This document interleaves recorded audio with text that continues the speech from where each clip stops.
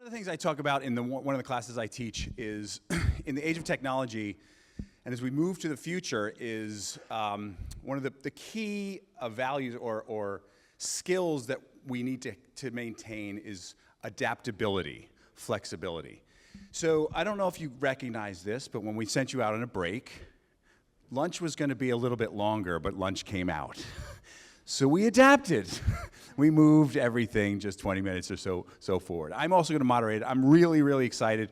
We have a wonderful, wonderful panel here today. Anna Queiroz, Denise Mendez, and Matthew Sanders. And we have a great subsection, and we want to really talk about the future of XR. And it's a key for understanding how we can all move forward in this ecosystem. So with that, I'm going to have each of them introduce themselves, and then I'm going to hit them with lots of questions. We'll save time for you guys to have questions as well. Anna? Thank you, Tom. So, hi, nice to see you all here. I'm an associate professor here at the Department of Interactive Media. I just joined last fall. I'm very excited about our work here. And previously, I've been working for 6 years with Jeremy Bellison at Stanford, focusing my research on the cognitive, social, and psychological implications of virtual reality. Hi, my name is Denise Mendez. I'm a principal software engineer at Microsoft working on the Hololens. I work on specifically holographic stability, data, and ground truth to make holograms stable and shareable in the real world. Hi, I'm Matt Sanders. I was fortunate enough to speak to you last night for those who were there, but it's great to be back again today. So I'm the Director of Education and VR at Meta. It's my job to steer the company's education business and make sure that our technologies are serving the education community, teachers, students, and colleges, universities. Thanks. So, as we talk about the future of XR, one of the things we all think about is how we scale and what are the key factors enabling XR to scale today. So I wonder if we get your thoughts on how we accomplish that goal. I can start a little bit. One of the challenges, we have hardware, right? Hardware exists. You have the Apple, Meta, you have Magic Leap, you have the HoloLens. The challenge still is content, right? But content in this immersive space is extremely difficult. It's not like you can just have one developer and they can do everything from the graphic stacks to the game engine. You need audio, visual, artistry, sound. You need to build an environment. You need to build a story. You need the engine that hooks it all together, and then it has to work on multiple devices. So beyond the challenges of content, then there is an ecosystem that's trying to work together with OpenXR, but there's still this SDK and that SDK, and it's really hard to build one application that spans all the different headset sockets.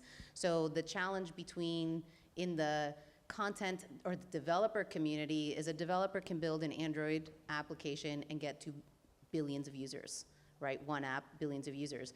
You can build one VR application and you can have to pick which headset you're going to deploy to and maintain that baseline and to get into those ecosystems. So there's challenges there within the ecosystem, and content is kind of like the biggest blocker right now. Yeah, in terms of research, when we think about how we can scale up research, so the study in Brazil, Jeremy just mentioned, we had 33,000 students in the project and collected data on 13,000 of them. It took me about 1 year just to plan all the logistics, just to have the right partners. So when we think about scaling up research, we have to think about all these challenges you just mentioned, like equipment, battery life, internet access, content, and also where the funding comes from. So having funding to support going to all those schools, having partnerships with the government to help us to reach out to classrooms, talk with teachers, and bring the equipment to them. So it takes a long time, but it's very fulfilling when you can do it. I totally agree with those points, and particularly the point about content, which is still the biggest blocker, I think, to most people taking up any kind of VR, XR. I sit here as from a company that produces hardware. We know people aren't buying the Quest because of the Quest, although it is great. But people are buying the Quest because of what they can do on it. So that's sort of totally fundamental. And the other thing, I think, is not just the content, but how we create the content in a world where actually we have XR specialists, many of whom in this room, and outside of this little world, actually very few people still kind of know the possibilities of XR. And until we start engaging those outside communities in building for the XR space, for me, that is how we unlock not just more content, but also quality content that people will actually want to use. And then the other thing, and I see this in my world and my specialism in education. We talked a bit yesterday about how new the technology is. And often we think, oh, we should teach people, how to build a great VR experience. Or some of the fundamental questions that people have are, how do I put the headset on? How do I make it start? And actually, the familiarity with the technology is still quite low. And so getting over some of that when we start thinking about adopting it in professional spaces like health, education, culture, productivity, I think is really key. I have a quick add-on to that. I remember back when the first mouse came out and keyboard and the input modality, and people are like, what is this? How do I use this? People had to figure out and learn how to use a mouse. They would actually take classes at night to figure out how to use these tools. And, Matthew just brought up an amazing point. It's like, I can't put a controller in my mom's hand and say, just point and click. And it's, to me it's native, but to her it's not. So generationally, input modalities are also a big challenge for scaling beyond content. You can have great content, but if people are just like, I don't even know how to point and click with this thing, that's a challenge as well. And they're also not common yet across sort of all platforms and devices. Like it makes me so frustrated every time you use a new app, you have to relearn how to teleport again. It's like learning to walk every time you leave the house. It doesn't work. I think some of that will get better, and we've really tried to focus on interoperability. Our Meta Horizon platform, the idea is that will be device agnostic, so it can be used across devices. And I think, in the early days of the internet, there was a lot of work to sort of form common standards and protocols, and some of that work is happening at an international level in XR, and I think that will be the thing that starts, as you say, Denise, when it starts to get really easy and instinctive, then we'll see it really take off. Yeah, I think standardization is a big key component, and you recognize that we're still sort of and you mentioned it last night, we're still at the small stages, right? It's the Wild West a little bit, and we're on our way up, but we're still at that small window. So Matt, specifically for you, how would you say Meta is contributing to workforce development and education? You've put some real time and thought and money investments into education. So what do you think Meta's vision for that is? Well, we think that education is by far one of the most exciting possibilities in XR, and I'll be totally frank, we see that just in sort of who is buying the device. Education has grown and grown and grown as one of our sort of key markets for XR over the last few years. And I think what is so exciting about education is that growth has broadly happened organically so far. So to date, we have not had a sort of education product. We haven't had big marketing campaigns aimed at education. It's happened because people have been buying the device, using it, going, hey, there's actually some really interesting things I can do with this in my classroom. We've been really focused on actually, if that is happening, if that organic growth is happening, then what is our responsibility as a tech company to support that? And actually, it slightly worried us when we realized how many schools were using Quest without us really having given any thought to how the device should be adapted for use in schools and education settings. So a couple of years ago, we sort of made that proactive decision. Well, actually, we had two choices. What lots of companies do is they have a sort of business offering, an enterprise offering, and you discount it for education. That would have been one path. We decided to do something different. We said, no, actually, the way that XR is being used in education is quite different to lots of other sectors, and we should build a specific platform to help serve and meet the needs of educators. And that is where Meta for Education has come from, which will be released this winter. I mentioned it last night.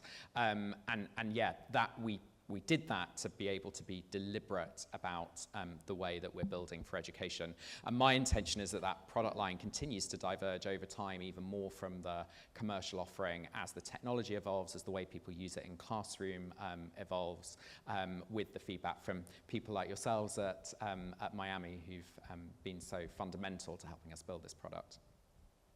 Thanks. And Denise, from a Microsoft, or maybe just more of an enterprise perspective, how do we keep pushing the education envelope? On the enterprise front, what I see more of generally is that training that we've talked about, that has mentioned before, first responder training, the ability to do things in real life or in simulation is super critical and super valuable. Right? We humans, we're spatial creatures. We have eyes, we have sound, and you need to, like, a PowerPoint is really, not human. It's two-dimensional, and it needs to have a voiceover. So that dimensionality, that training is a huge space on the enterprise side of things.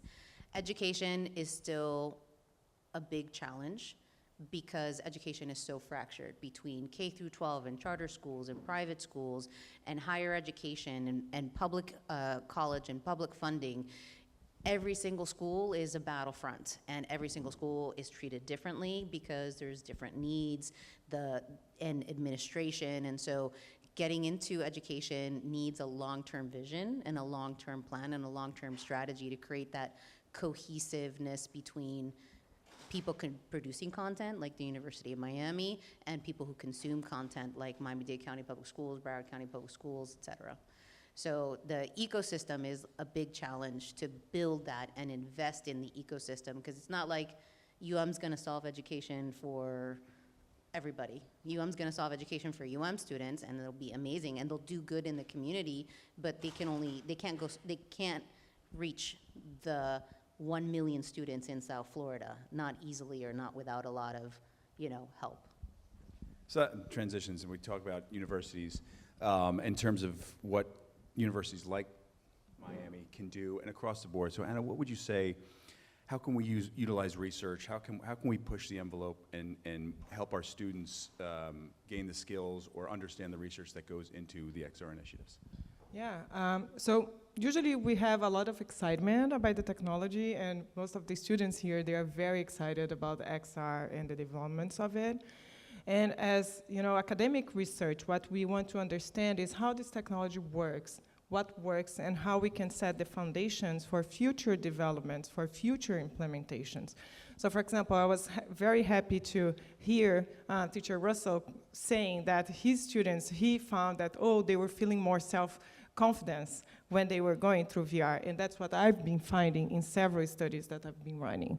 On the other aspect, for example, we run a large-scale study with participants here in United States, Canada, Denmark, and we found that they were learning about the ocean using VR in a 360-degree experience, Coral Campus from V-Hill, that's very narrative-rich, using Stanford Ocean acidification that combines 360 and CG. And we found that, yes, they were moving, and as more as they moved to explore that virtual environment, more they felt self-confidence, that self-efficacy that we measured. But on the other hand, they recalled less information from the narration. So when we face this type of result, for example, we want to think about how that translates to future developments of educational content that we are going to make available for millions of people.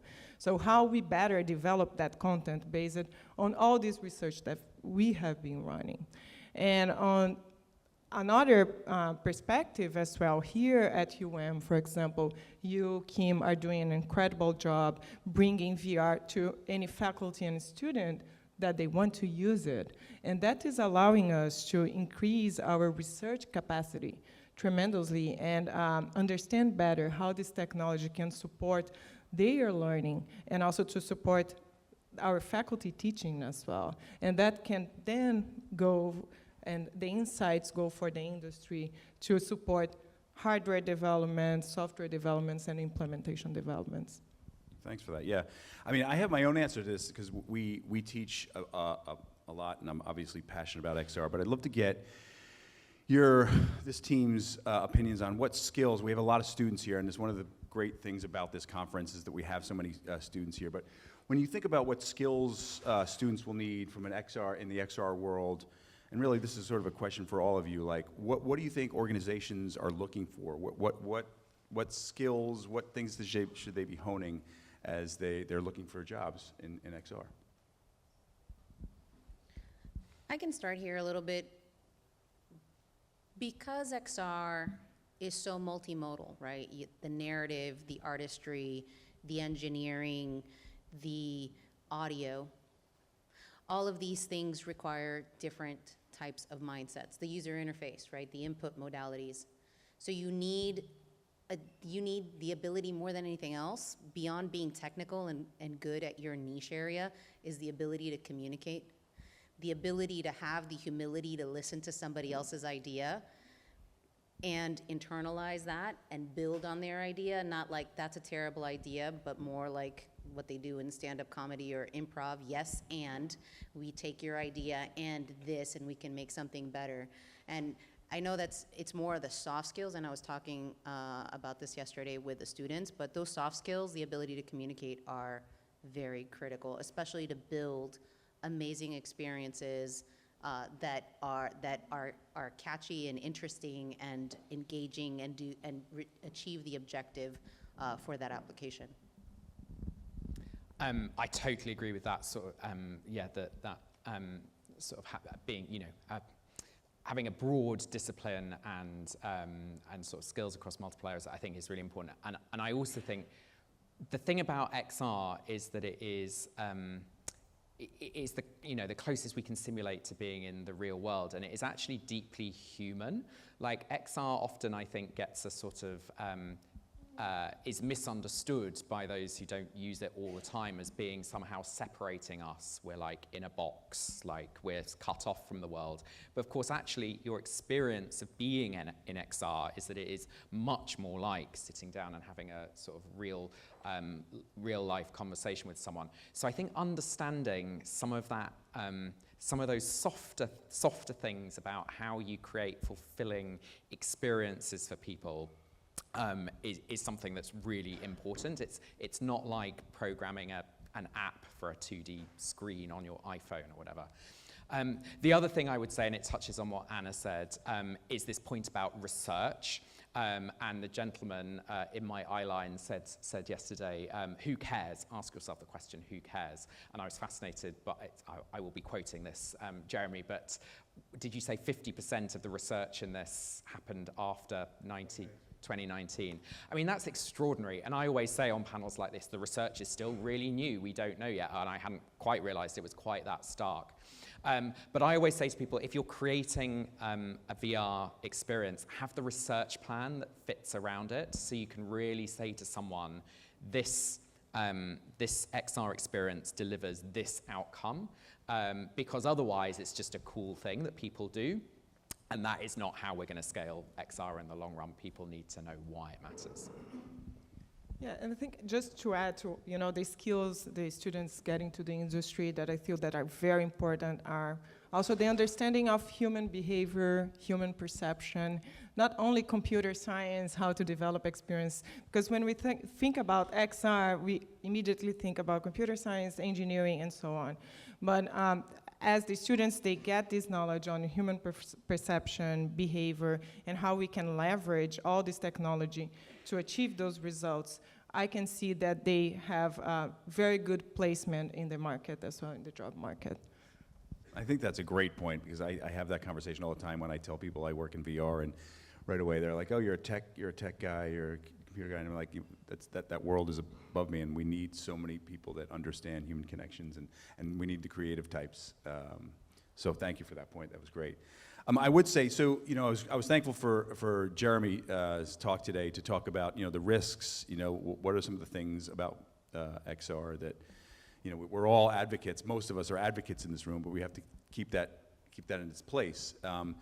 But I wonder, from this group, like, what do you think the obstacles are for adoption across, whether it be industries, education? What do you see as the key obstacles to that?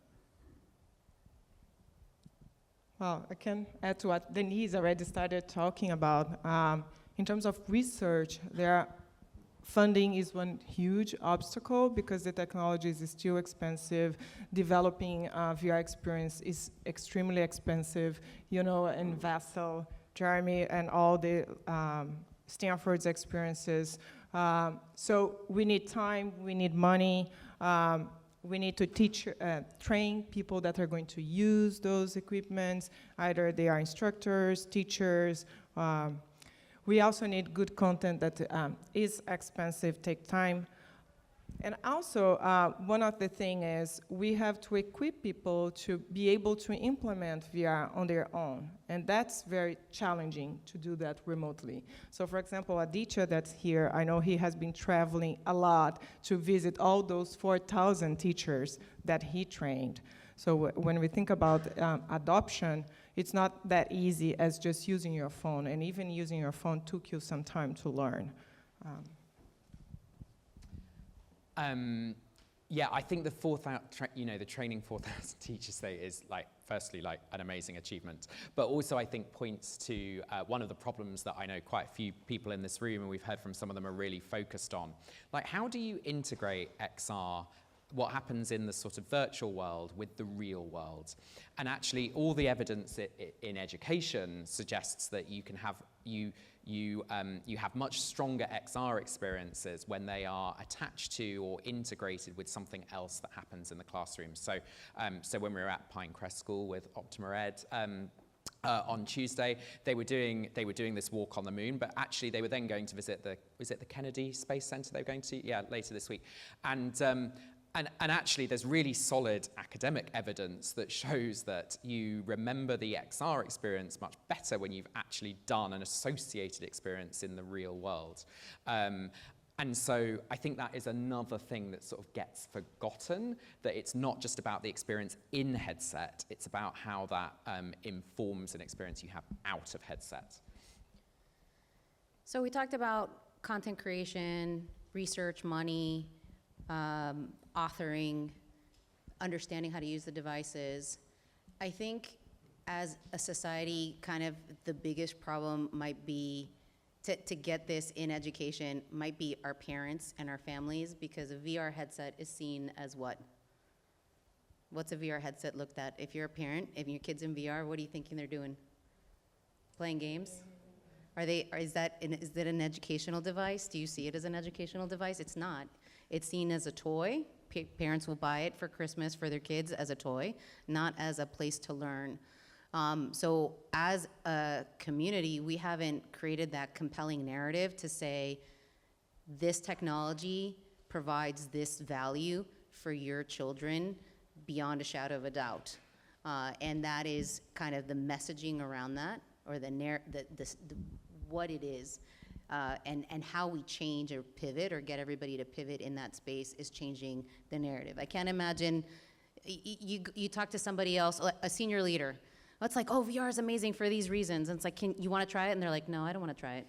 It makes me dizzy, or it makes me nauseous, or, I believe you, but you're just, you're a little cuckoo for me to go into. And so there is still that challenge of the technology is still seen as, as a game or a toy, and not really a legitimate, useful thing like a computer or like a phone for communications. I think that is such a great point, and it is so true. And it also points to the fact that the technology is still new. Gamers have been the first to really embrace it. And actually, a lot of the educational content that you see on Quest today has been built by gamers, not by teachers. And that means, that it doesn't always sort of start from a grounding in the pedagogy of how people learn, and that's a big shift that we need to sort of push over the next few years. But you mentioned sort of safety and security, and I think this is all bound together, because the approach we've taken is really asking ourselves, So people will often say, oh, you do education at Meta. So they've got this great game. It's a bit like Beat Saber, but it's like maths problems and you can play it in the evening and blah, blah. No, I'm not interested in that. I'm interested in tools that teachers can use in the classroom to supplement the lesson that they are giving. And so really our approach to any of that sort of security, safety thing has been to say to ourselves, how can we put the teacher in control of what is happening in this environment, and how can we build those tools for the teacher to use the tech as a tool, rather than for you to have a passive learning experience sort of on your own, isolated. And I think that's really important to sort of building trust in the device, certainly in classrooms over time. So this is a panel for the future of XR. I'm going to ask each of you to sort of make some bold predictions for the next 5 years in the future of XR. But as you think about that question, you know, one of the things I talk to my classes about, my students about, you know, we talk about technology, and most of us here recognize that, you know, human beings are not great at predictions because we tend to think linearly. And, you know, you think of what happened the last year and try to predict using that in the first year, and we sort of know, we recognize that technology and with the proliferation of AI, and we'll see with XR, that it's moving at an exponential rate, and maybe we're at the knee of the curve, maybe we're past the knee of the curve, I don't know. But from your guys' perspective, what predictions would you have, or would you see from XR for the next 5 years? Yeah, I would be more conservative, although I'm very excited about the technology. But I will answer that asking a question, Jeremy. So those data that you showed, like half of the publications are from 2019 now. What kind of measure they used? Were that like subjective measures, asking a questionnaire after the experience, or did they use actual tracking data? Do you have a sense of what most were? 91 subjective measures. So I see the future of research going through more using tracking data, eye movement, brain-computer interaction, trying to couple physiological data with what we are experiencing in VR to support better development and better understanding of behavior and psychological mechanisms leading to behavior. I think if you had asked me before November of 2023, I would have said, oh, you know, we're gonna, in 2026, there's gonna be headsets in every classroom. And then ChatGPT came out and kind of everyone's like, what the hell is that? And I think it put a big pause on this XR road a little bit. It's kind of like a blip in our radar. But in a way, it's going to be as we start to realize all the tracking data, right? What you can do with massive amounts of data. You've got 2 cameras running at 30 hertz. You've got the 4 cameras looking at the environment at 30 hertz. And you've got all this data available to you. And until you can bring that somewhere and compute it, so you can make sense of that data, but now also bring those AIs into the headsets to enable you to use those as your input modalities, right? Not somebody have to point and click and it's like, hey, open this, do this, do this. I think it'll help to bring those AI systems into the headsets to make those input experiences better. But then it's going to morph the way we're using the technology. It's slowing down the adoption a little bit, but now we're just going to catch up by taking AI and bringing it into XR, into the device, or using it with the data that we're getting out of the device for research and analytics and understanding, you know, being able to tailor this student has problems reading because their eyeballs are going all over the place when they're in the classroom in XR, and having that real-time feedback for the teacher, not like 6 months later where the teacher is evaluating the 3rd grader and their reading is horrible, so they send them to a speech pathologist or a therapist, and then they diagnose them with dyslexia, and now this kid has lost a year of their life or 2 years of their life where they could have been learning, and being able to help in those early development will definitely aid. So I think it's slowed us down in some ways, but it's gonna help us move forward with whole new possibilities that didn't exist before.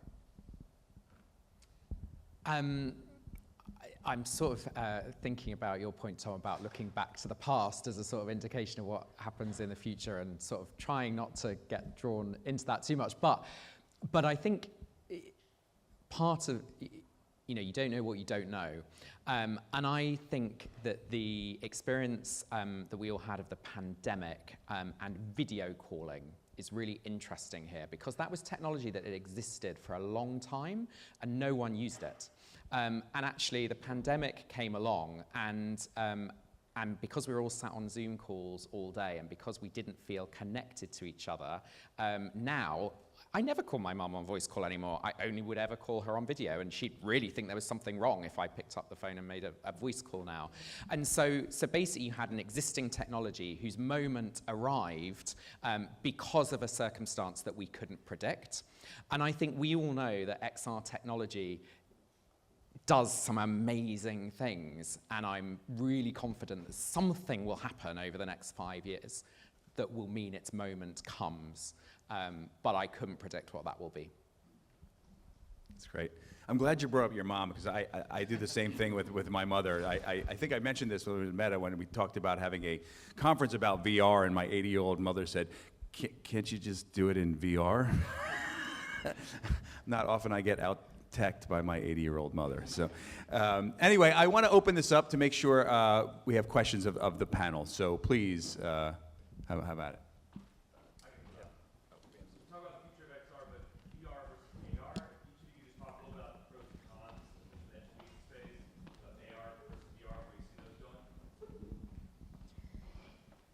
So there's in the classroom, and then there's out of the classroom. I see there's a definite trend in remote learning, especially for college students, even though corporations are like, y'all need to come back to the office. We can't, have you guys doing things at home. We need you together and co-located.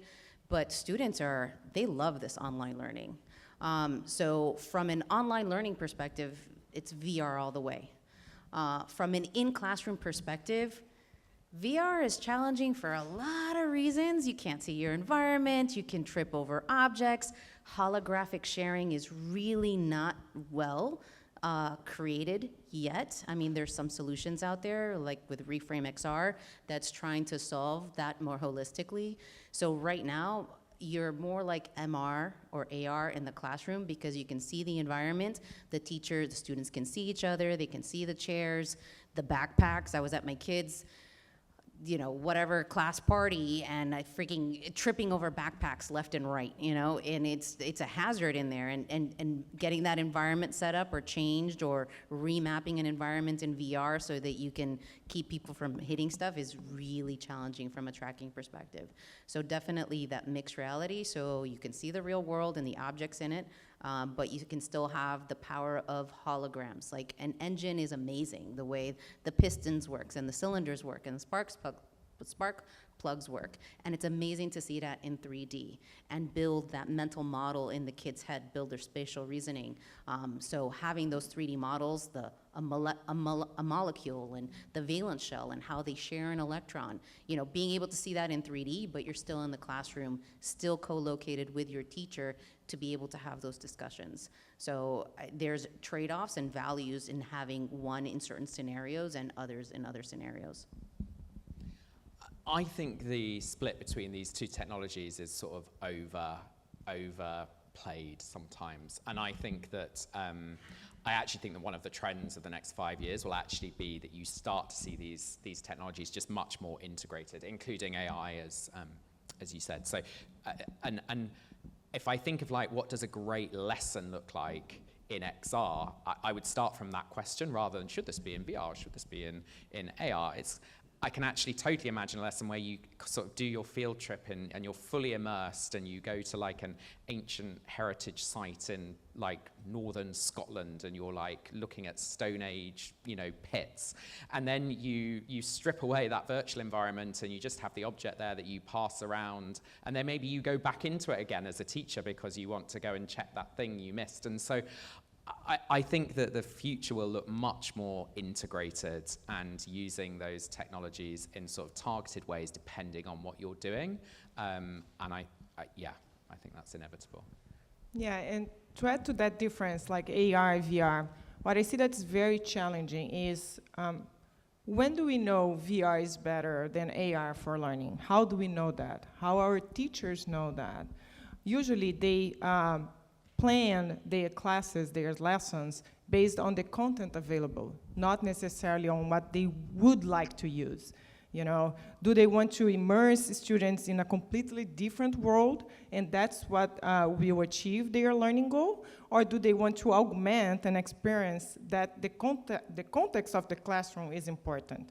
So first, developing this knowledge is something that's challenging to pick the right choice. And second, the content available, it's just not there. And I see in the future, and of course, I can't say years because we always say, oh, next year, 5 years, 10 years. But what I see in the future is the teachers being able to develop their own content, either with assistance of a group or on their own, as they do with slides nowadays. So they can develop their either AR or VR according to their learning goals. So then we are going to have better selections between AR and VR.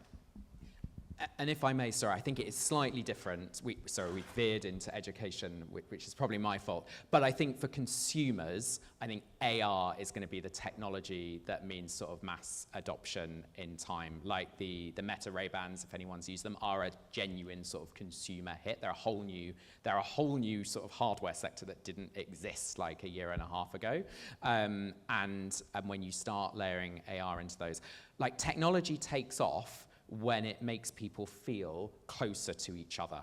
And whatever you may think about social media and all the debates around social media, fundamentally social media took off because it made us feel closer to those that we care about. And I think that AR has the potential to do that in ways that, that VR doesn't for a mass audience. Yeah, hello. First of all, congratulations. This is a wisdom panel. Really, really great information. I would just only compliment Denise, the role of the partners of Microsoft and Meta. We as a partner are participating as well with a student in a real field, trying to introduce the technology, the commercial knowledge to the new student and try to be involved in any initiative. In educational stage, partners like us, we are working with the University of Miami trying to introduce some initiative in the medical field, in the robotic field, try to, working with this. The point is for the students, the partner of the companies are working in a great role because we are more than happy to receive the student, working with the real partner of the brand that we are really in the business. We are running in the real field and try to, share our knowledge about the business, how's the real life about the technology industry. And so I think it's a game changer when now the partners, it's not only related with the commercial business. We are willing to collaborate with the universities, with a nonprofit. We are launching, here in Miami, Indigenous Whispers that try to draw on a middle point between the developers of the high-rise building and try to, keep the heritage about the culture. And the people, when walking on the riverside, they open the phone and feels that 7,000 years ago was walking an indigenous, trip, working there with their families. And this is the beauty of this. So the partners of the brands, like Microsoft and Meta, are playing a great role with the students and with the companies. This is my only information. Thank you. Thank you. Question back there. Yeah, hi. I was just curious. You guys all mentioned like the issue with lack of content. I was wondering if you could elaborate on that. Specifically, is it like a quality issue, or is it like a supply and demand issue, where there's not enough like new content being put out, but when there's a demand, a lot of habits are being sold, but the users there's just nothing. I can take a quick stab at that. Let's take algebra. In order to teach algebra, you need at least 1,200 modules of math modules to teach algebra completely from start to finish. To have any one studio develop a full-scale, just algebra. We're talking algebra. There's multivariable calculus, linear algebra, differential equations. You name it. There's a whole lot of math beyond algebra, but algebra just being the most basic. There's no one entity who could possibly develop a full math curriculum or a full chemistry curriculum. The cost of those fundamental, especially the building blocks of every career, those 101 classes, anatomy, physics, biology, chemistry, all those 101 classes that we all took in our first year at college, to build the scale of that content so that you have that available for students, it just doesn't exist. So you've got like snippets. You can do 5 minutes of something, 10 minutes of here, 10 minutes of there, but there's no like, I could teach a whole entire semester in VR and not have to get out a headset. So when I say scale of content or limited content, is that there's a bunch of there's smaller tests, right? The research tests, the researchers, the teams that are getting the funding and going and doing this research, they build one small module that fits one need, but it does not scale across everything that a student or any singular class, like pick a track, math, science, reading, history, art, pick any single track, and there's not enough content to teach a cohesive set of lessons on that. There's a lot of content to teach how to build content. So like we could spend whole semesters on teaching people how to build content, but to have somebody consume and use that content just doesn't holistically exist. Yeah, I'm sorry. So Denise, I love your point. And if we translate that to research, for example, if we go back to 2018 and you want to run an experimental study, you would have just a few experiences available for free, or you would have to develop your own and take 1 year at least to develop that. So even what we understand about the impacts of XR on human behavior, psychological and cognitive implications are based on a very limited content and experiences. So that's why stimulus sampling studies are now also something that we need to focus on, because then we can understand better how these different experiences impact us. Yeah, I think that's right. And I also just want to be really clear, by the way, there is some great content out there. There is really great, and many of it represented this room. We've got Body Swaps here, who we heard from yesterday, Engage are here, Optima are here. Like there is really good content, and I think the people that are building content really well are those that are developing a really deep specialism. So to take Body Swaps as an example, they are the simulator for the flight simulator for soft skills, and they really know soft skills. But when you speak to an education institution, I still get, the headset's quite expensive.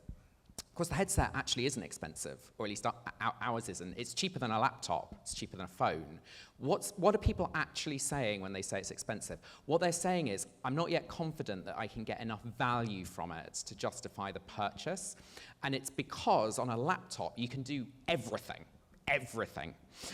Whereas for a headset right now, you're probably buying it for one specific task or thing.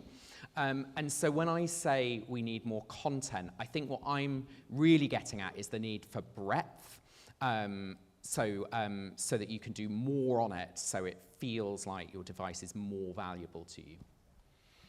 Well, it's certainly given us a lot to think about in the future of XR. I'm going to be cognizant of time. I hope you want to thank our panelists. I hope you guys will join me in thanking our panelists for speaking of the future of VR. Thank you.